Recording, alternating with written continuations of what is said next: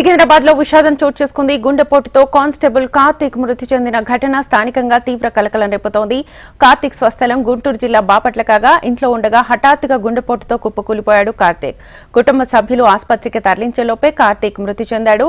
2020లో constable గా విధుల్లో చేరిన కార్తీక్ సికింద్రాబాద్ మార్కెట్ పోలీస్ స్టేషన్లో విధులు నిర్వహిస్తున్నాడు. ఇదే అంశానికి సంబంధించి ఫుల్ డీటెయిల్స్ మా ప్రతినిధి అమరేందర్ అందిస్తారు. అమరేందర్, సికింద్రాబాద్ లో గుండెపోటుతో కానిస్టేబుల్ చెందాడు.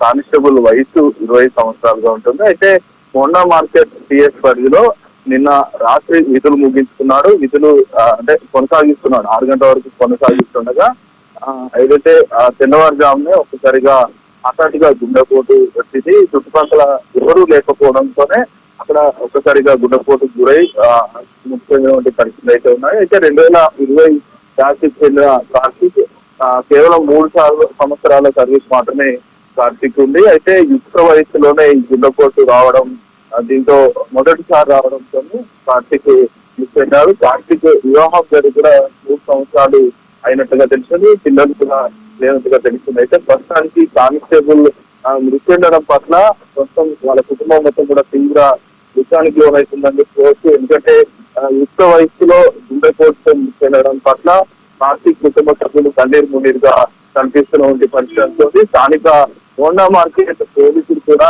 దీనికి సంబంధించి అతనికి మృతి చెందడం పట్ల సంతాపం అయితే ప్రకటించిన పరిస్థితులు అయితే ఉన్నాయి. డిపార్ట్మెంట్ నుంచి అన్ని విధాలుగా సహకరిస్తామని స్థానిక ఎస్ఐతో కూడా కుటుంబ సభ్యులకు హామీ ఇచ్చినట్టుగా తెలుస్తుంది. Right Amarender, thank you.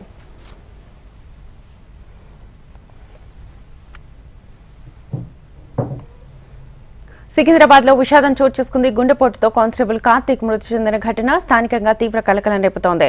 Karthik స్వస్థలం గుంటూరు జిల్లా బాపట్ల కాగా ఇంట్లో ఉండగా హఠాత్తుగా గుండెపోటుతో కుప్పకూలిపోయాడు కార్తీక్. కుటుంబ సభ్యులు ఆసుపత్రికి తరలించేలోపే కార్తీక్ మృతి చెందాడు. 2020లో కానిస్టేబుల్ గా విధుల్లో చేరిన కార్తీక్ సికింద్రాబాద్ మార్కెట్ పోలీస్ స్టేషన్లో విధులు నిర్వహిస్తున్నాడు.